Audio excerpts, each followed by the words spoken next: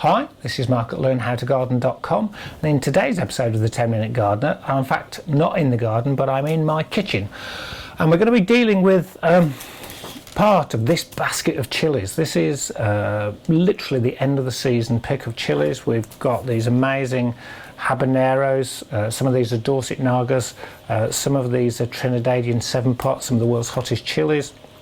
A lot of them consist of these beautiful chilies which are called Ring of Fire. And I'm going to be showing you a couple of ways of dealing with what in effect is a glut of chilies at the end of the season.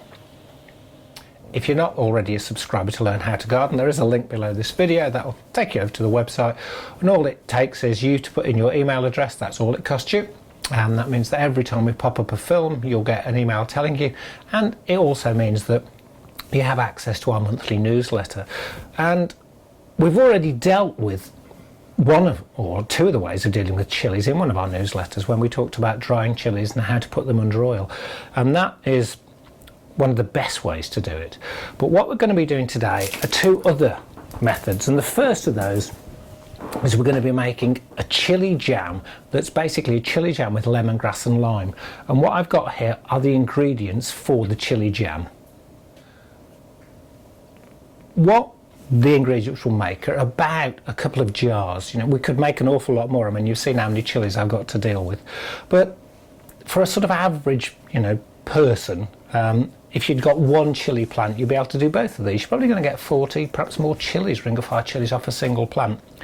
So we're going to use 20 Ring of Fire chilies. It's a warm chili. It's probably one of my favourite chilies. Very, very fruity, very rounded as a chili.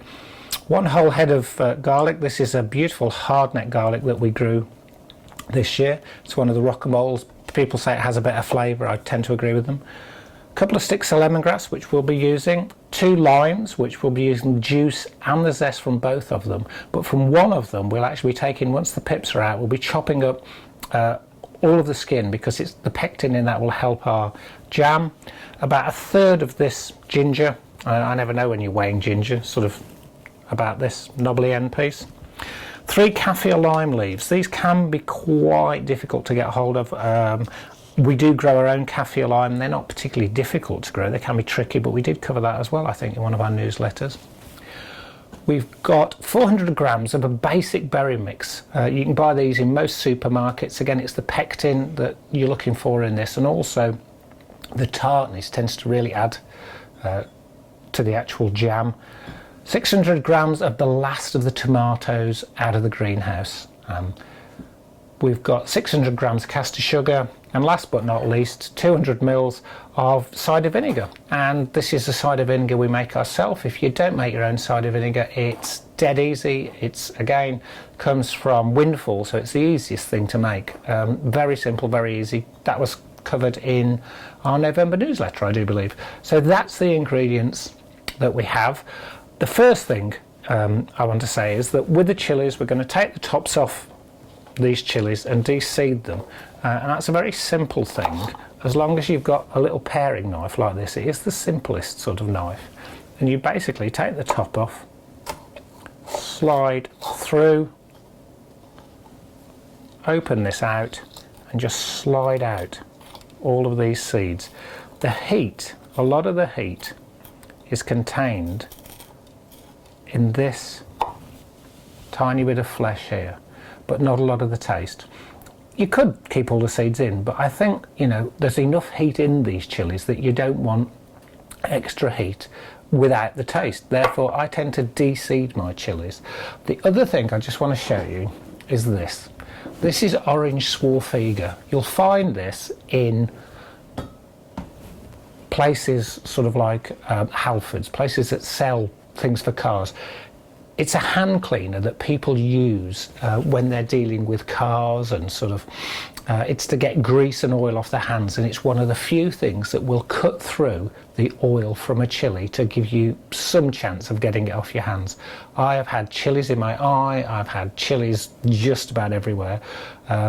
I was talking to a garden designer from Hampshire only this morning who was telling me about trying to put her contact lenses in the morning after she'd cut up a lot of chilies, and just how painful it was. So please take that seriously.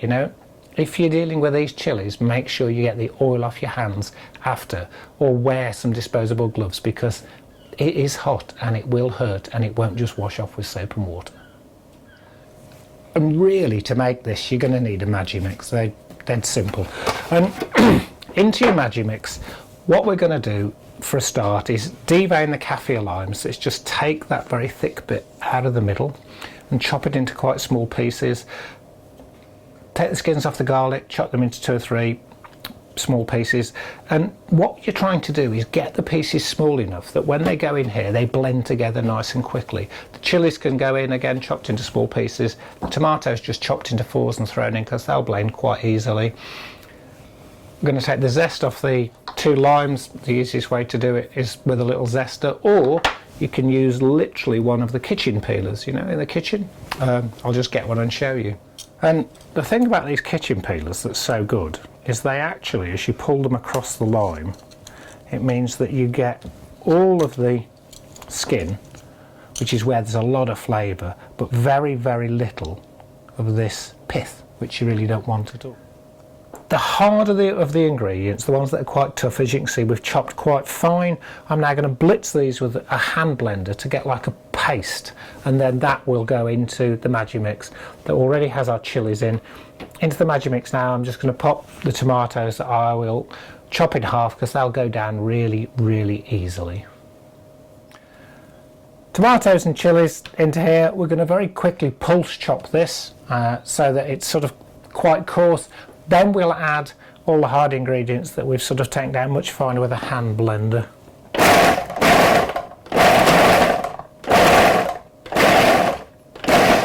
That's about right, so it's nice and sort of coarse. And then into here we're literally just going to pop these amazing aromatic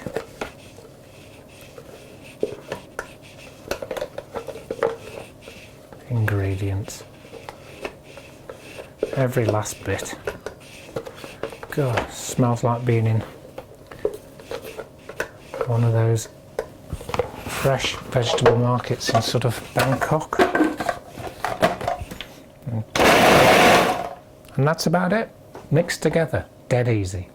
And then last but not least, these fruits. And again, we're going to pulse this no more than 5 seconds. You really don't want these liquidized down. So I'll pulse that and then I'll pop all this into a pan. And then you transfer this to quite a high-sided, and if you've got one, heavy-bottomed pan, because it'll spit, jam spits. I mean, I don't know why I'm telling you this, because most people watching this probably know how to cook jam better than I do. This goes into the pan, the sugar goes into the pan, and the cider vinegar all into the pan, and then we'll pop it onto the stove. And we've got this amazing sort of almost black cherry colour. It goes onto the stove.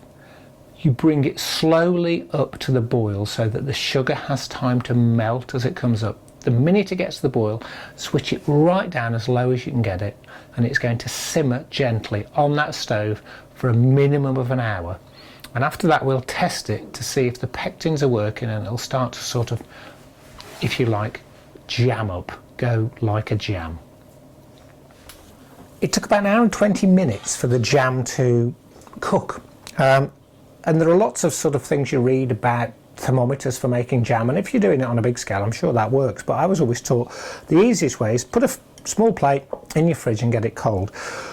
As the jam starts to thicken, an easy way to test it is literally take a teaspoon, put it on.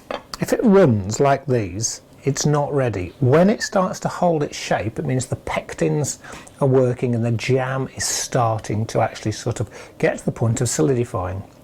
At that point, switch it off, spoon it into some small jars like this, small Kilner jars, then take a circle of greaseproof paper and we'll pop that on the top to seal it. But obviously what we need to do is test it. Now chili jam, it's so much sort of, it's very different to most ways we eat chili. The classic way I eat it either is with Godminster cheddar, which is a really beautiful sort of rich earthy cheddar, or this, which is goat's cheese.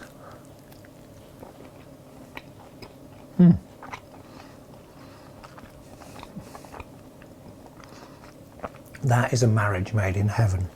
There's the warmth of the chili, there's all the fruits coming through, there's the lime, there's the lemongrass, and then there's the pungency of the goat's cheese. God, I expect you should leave me now because I may be about to make a pig of myself with this jar. It's the second most popular thing I actually make. The only other thing that more people sort of like if they get it for Christmas presents is damson vodka, but unfortunately all that's spoken for. So that's 4 different ways we've shown you so far to deal with your chilies. I probably will do one more, which is a very hot habanero sauce, but most of these chilies have come from half a dozen plants. If you're only going to grow one thing, the return on investment from a chili is massive. Grow one. If you don't want to risk growing it from seed, buy them in as small plants. There are 1 or 2 specialists who do them, and they're mentioned in most of our chili growing blogs. So that's Mark at Learn How to Garden saying thanks a lot for watching. Give it a try. It's unusual but really, really tasty. Bye.